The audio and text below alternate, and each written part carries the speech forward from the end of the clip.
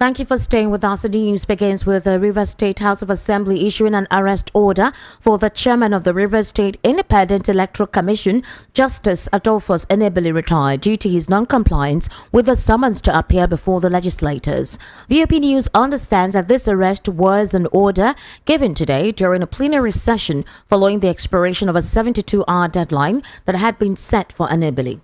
Last Friday, the lawmakers extended the original 48-hour deadline to 72 hours to provide the INEC leader the opportunity to come before the Assembly and address inquiries regarding circumstances surrounding the annulled local government elections of October 2024.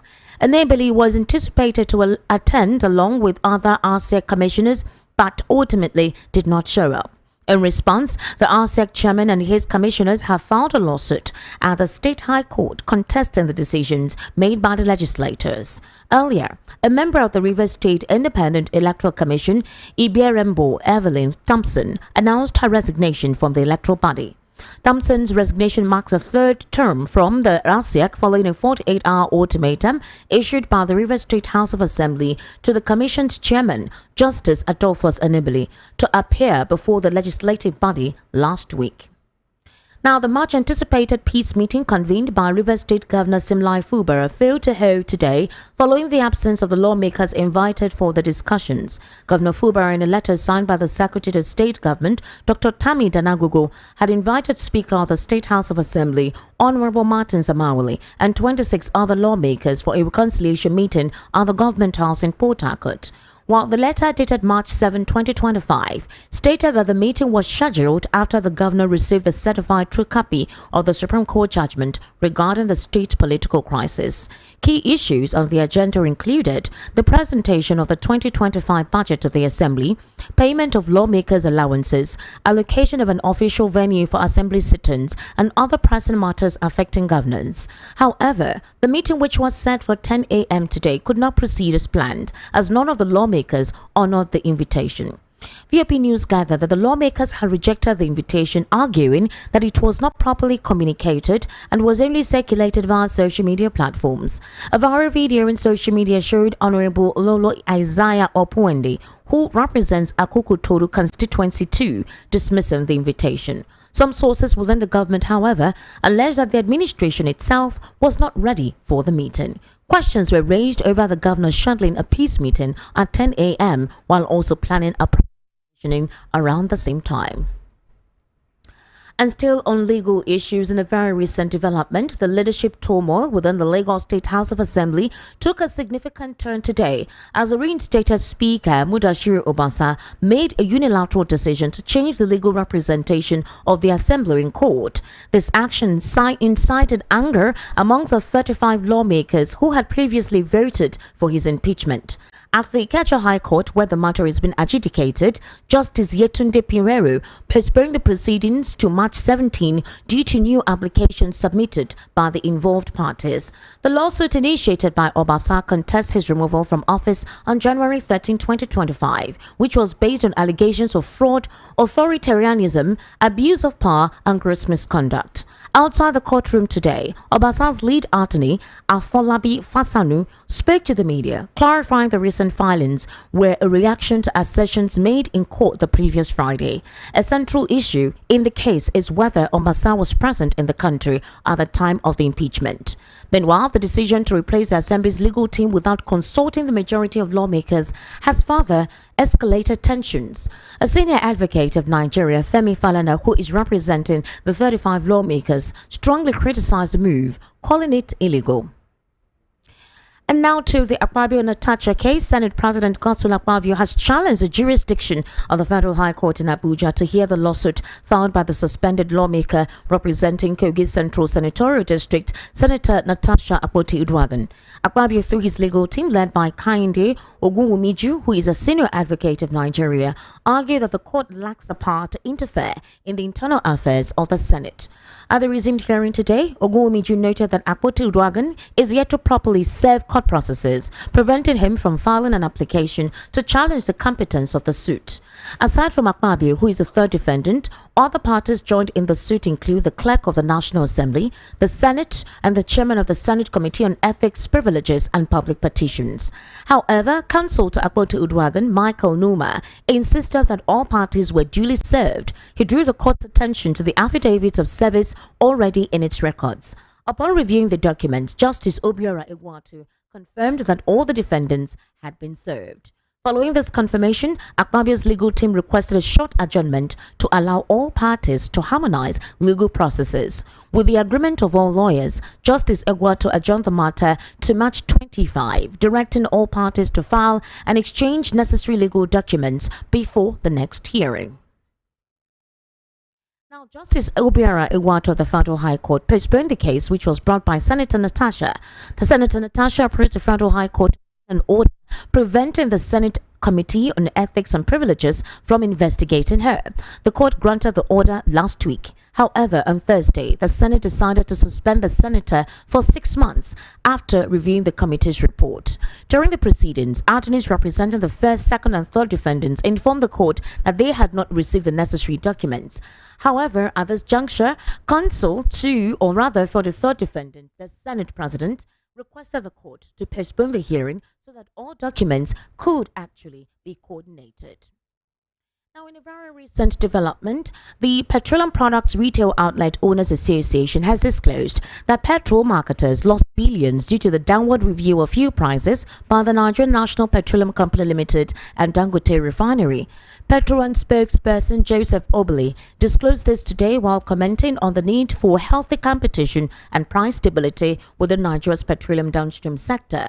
You'll recall that last week Monday, NNPC dropped its retail petrol price to 860 naira and 880 naira per litre from 945 naira and 965 naira in Lagos and Abuja respectively. NNPC's petrol price drop followed Dangote's refinery's retail fuel price reduction to 860 naira and 880 naira per litre across its retail partners. This development sparked a fresh price war between NNPCL and Dangote Refinery. Reacting to fluctuations in price instability, Petro recommended a 6-month price stability mechanism. You're currently listening to the World News right here on Voice of the People, 90.3 FM. We'll take a very short break. When we return, we'll take more news and we'll head into a news analysis segment. Do kindly stay with us.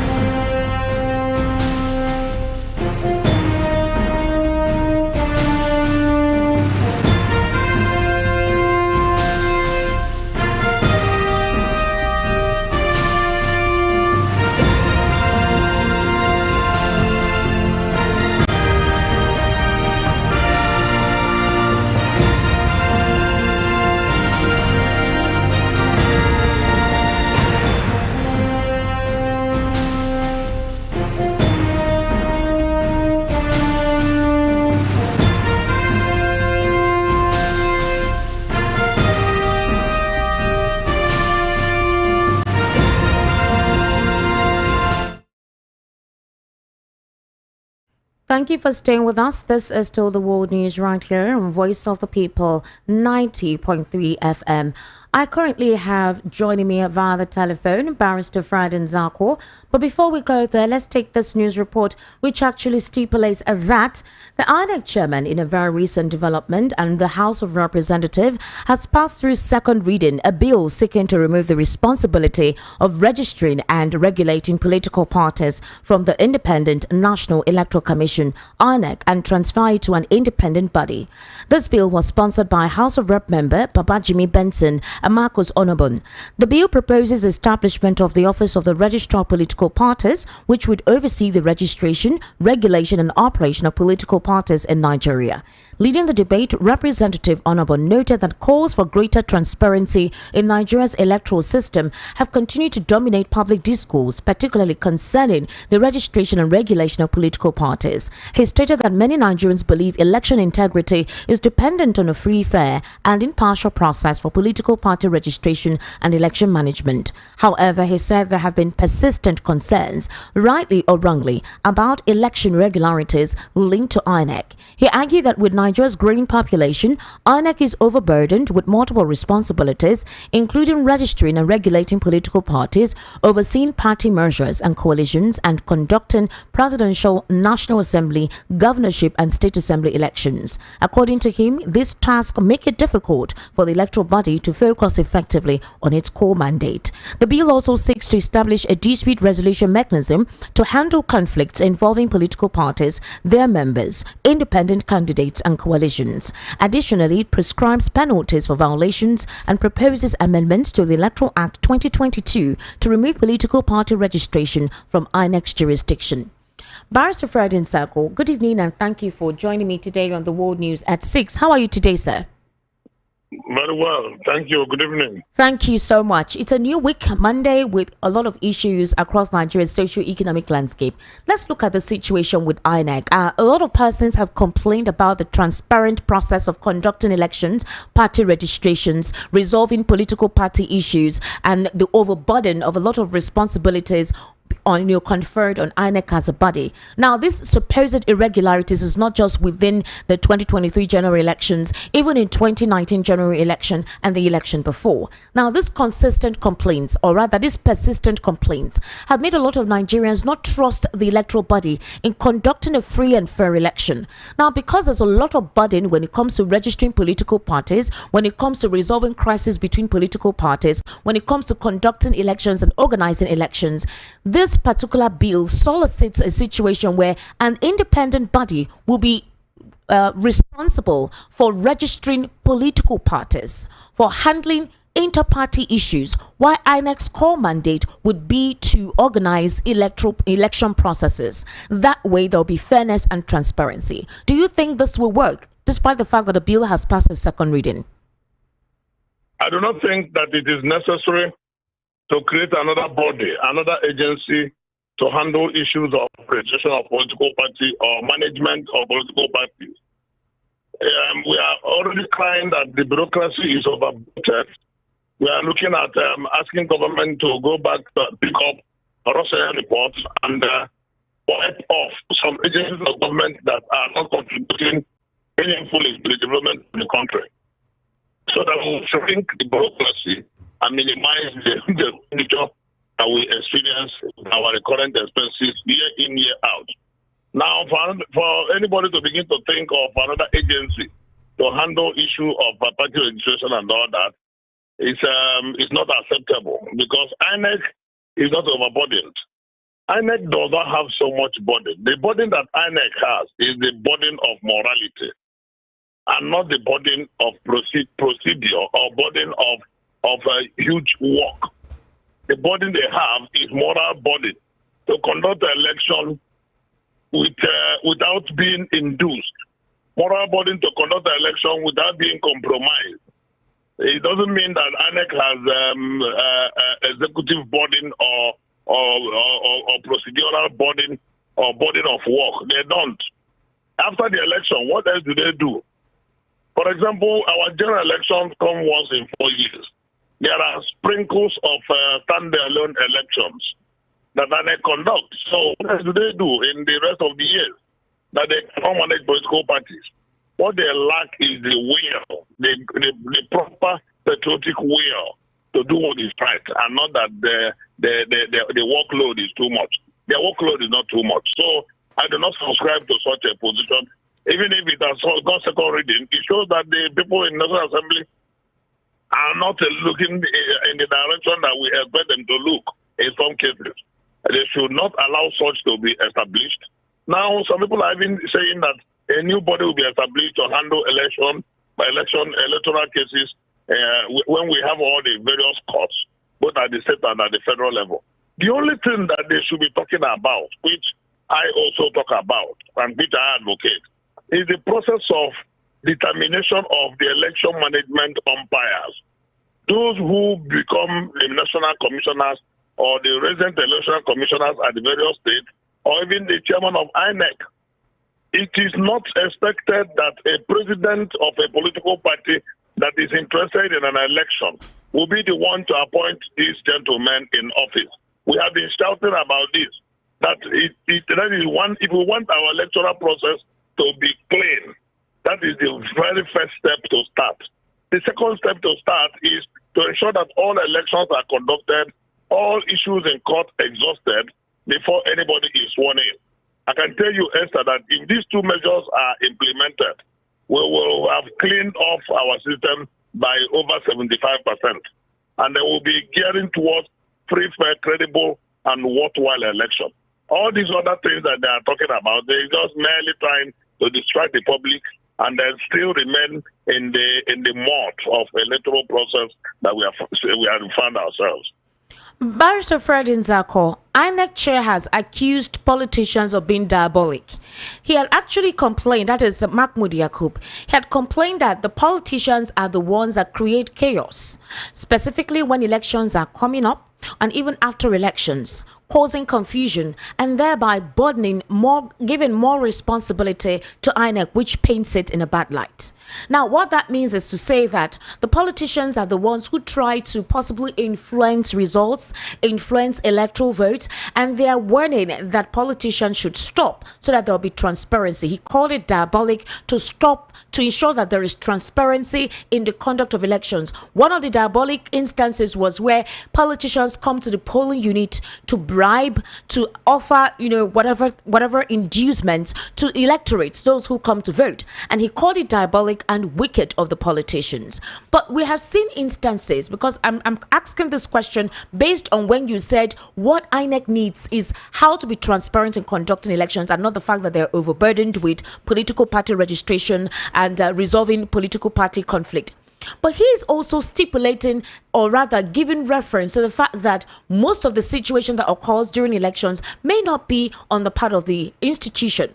But we've seen during elections, the officials who are supposed to conduct a free and fair election participate in electoral fraud, electoral malpractice. Now, if INEC is saying this about diabolism, and we have experienced and seen literally such inducements and inducement on election results, how then is INEC supposed to propose its next move? Because INEC is not complaining; it's just a bill trying to see how they can decongest the responsibility on INEC. But INEC has not come out to say that they are overburdened with anything. I agree with INEC that politicians create a lot of problems before, during, and after election. But I can tell you that no politician will succeed if he does not have collaboration of INEC officials. I say this advisedly with all sense of responsibility as one who has been monitoring the system, who has also been involved in the system, and who has intellectually analyzed the circumstances even as they unfold. There is no politician that will succeed without collaboration of INEC officials. So the first place to clean up is to start from INEC inside cleaning. Once they clean themselves and they are clean, then the other stakeholders in the electoral process, that is the electors themselves, the politicians on one side, and then the security agencies. There are four critical stakeholders in an election. INEC as the election management body, the electors themselves who go to vote, the politicians themselves who are struggling for power, and the security agencies who maintain security before, during, and after election. These are the major critical stakeholders in an election. And I tell you that anytime the process does not go well, all these four have one form of blame or the other. But when you begin to place the blame on scale, you will see that the bigger scale, the bigger blames will go to the politicians. The next big one will go to the election management body. In fact, they share equal stake in the blame game. Because if INEC officials do not compromise, let me tell you, no politician will succeed. Electoral Act has even given them authority, not apart from the authority given to INEC by the Constitution. The Electoral Act has also further given them authority that they have the capacity to cancel any election that they consider, in their opinion, is not free, fair, and credible. They have the right to cancel it. They set the date. They decide everything. But the challenge is that the water spoils from the head. The fish rottens from the head. Water spoils from the source. If the chairman of INEC is clean, the body politic of INEC will be clean. And if they are clean, it becomes difficult for politicians to penetrate them and induce them. And the rest of the things will be a lot easier. The security agencies will be watching. Most times, they are not the major problems. Rather, even in some cases, they are victims of the inanities that take place at the electoral at the voting point. But you see, the people themselves, out of hunger and desperation, they get very easily induced. So you can even, to some extent, pardon them, but you can never pardon INEC officials and the politicians. Look, officials of INEC consider any electoral cycle, electoral period, as the period of their bazaar. If any INEC officer has a project and he has not been able to complete with his money, he'll be waiting for election period. That is when they feel that it is the rainy season. They make all manner of money. They cause all manner of inducement. At the end of the day, they will just announce the result and expect you to go to court. And when you go to court, whether you succeed or not, it doesn't concern them because they have sold the election to the highest bidder. We cannot stop saying all these things because these are realities. If anybody is saying anything otherwise, the person only wants to be unnecessarily denied. The crux of the matter is that INEC officials, and when we say officials, we are looking at both the employees and the ad hoc staff. The ad hoc staff look up to the employees. Once they see that the employees of INEC are helping themselves, the ad hoc staff themselves will also help themselves because the ad hoc staff don't know their environment. For example, the newspapers that are used, some of them don't know the environment. But they usually go for orientation. They go for orientation before the said elections. They go for orientation before mock elections. Yes, they do all that, but they are also watching the SPOs and the POs, what they do. These are for example, the EOs that are in charge of local government areas, the SPOs that are in charge of the wards, and the EOs that are in charge of the polling units. They watch them. In most cases, they collaborate, they discuss, and then they cover all their tracks. It's a case of rob my back and rob your back, and the election is rigged to the hands of the highest bidder. And at the end of the day, even in some cases, calculation of results are intentionally humanly manipulated to suit some people. Because the professor in Akwa that manipulated results sometimes in favor of another candidate, in favor of another candidate, which the electoral commissioner dragged into court, and he was given some sentences by the court. I can tell you that both core staff of INEC, the employees themselves, and the ad hoc staff of INEC are the ones who joined and collude to mess up the election, edged on by the politicians who will always desperately want to win. When 2 or 3 people are contesting for any position, each person is hoping to win, and each person is desperate to win, and each person will want to do anything humanly possible to win that election, and they believe that go and win first, and then the rest will settle in court. That is why we say that political culture in Nigeria is very poor. The orientation is very poor. The orientation is very poor. People should know that politics is for service, that governance is for the good of the people, and not to just go and Barrister Fred Nzako, it's quite unfortunate that the reverse. If we don't have a moral orientation, then all we are saying will not give us the necessary result. It's unfortunate that the reverse is the case in this part of the world, to be honest with you, because it feels like politics or politicians who vie for positions are all there for self-interest. They use the people to solicit support during the campaign. After they have achieved what they want to achieve, it's all about themselves. And a lot of persons will keep on saying that the political atmosphere in this part of the world is so retrogressed that if a lot of orientation, proper articulation, Commission and a reshuffle of the political system in that part of the world is not considered, then Nigeria actually has a long way to go. In regards to that, the Rivers State House of Assembly has ordered the arrest of the Rivers State Electoral Commissioner chairman. That is, the Rivers State House of Assembly issued an arrest order for the chairman of the Rivers State Independent Electoral Commission, Justice Adolphus Enebeli, due to his non-compliance with a summons to appear before the legislators. Is it possible for that particular arrest order to be implemented on the Rivers State Commissioner? Then that's one. Two, the back and forth in Rivers State is actually debilitating on the mental and psychological state of the governor and the people he's meant to govern. Do you think this is a deliberate attempt by some political bureaucratic members to destabilize the state for a concocted plan ahead of 2027? Or do you think that a lot of fundamental errors from the inception with Fubara and Wike's case, Fubara accepting the 8-point resolution implemented or rather suggested by the president at the time, is what has actually caused this political chaos in Rivers State? It's very unfortunate that every day we are talking about the Rivers State. Yes, we are talking about Rivers State because of the primacy position that Rivers State occupies in the economic ecosystem, in the economic ecosystem of Nigeria. Otherwise, Rivers State issues should not continue to reverberate on a daily basis. But it is so because of the nature and type of politics we play in Nigeria. If we play politics that is people-centric, that is welfare of the people, that had the welfare of the people at heart, there's no way what we are seeing in Rivers will continue. Today, every now and then we are hearing one bad news from Rivers or not, or the other. The House of Assembly is issuing a warrant of arrest of a commissioner for not coming to answer them. Who will now arrest them for not going to answer the call? Someone, the meeting summoned by the governor.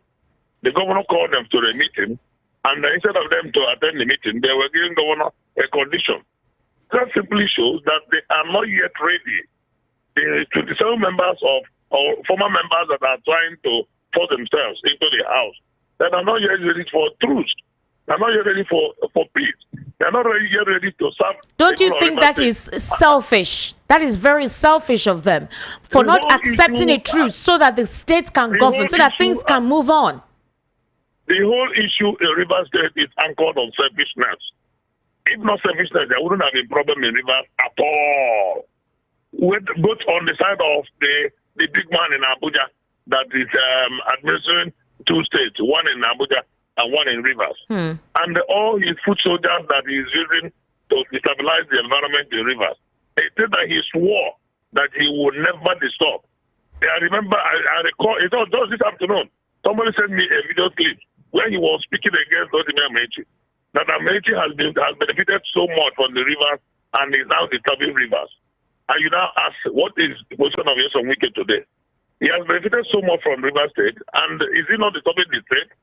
So it's a case of one, not remembering yesterday and remembering what he said in the past, and today he's living out what he exactly outlandishly criticized. So what does it mean? It shows that the people's welfare does not count. The welfare of the people, the interest of the people is placed at the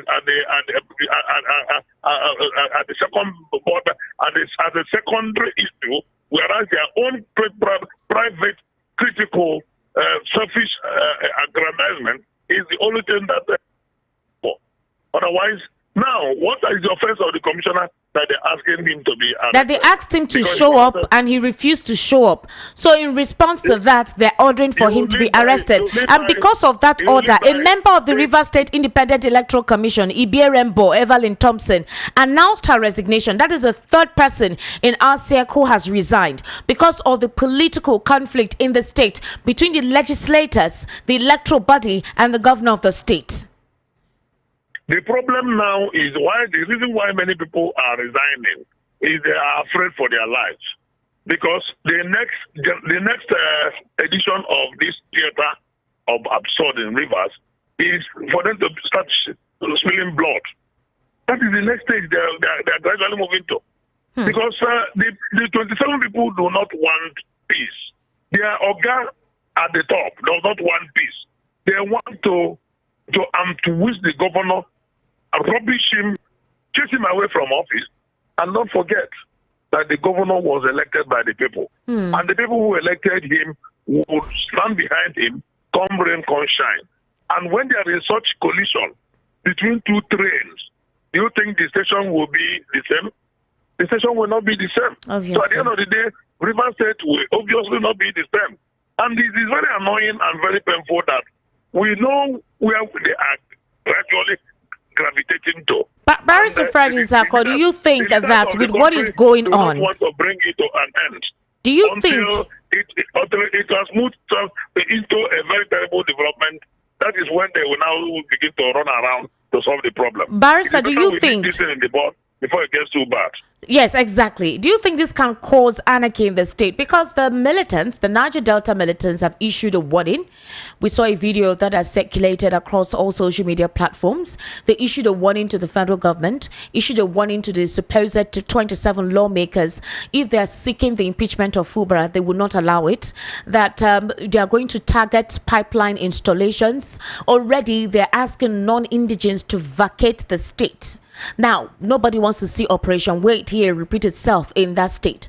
Rivers State is one of the major states that helps when it comes to revenue, generating revenue into the federal allocation.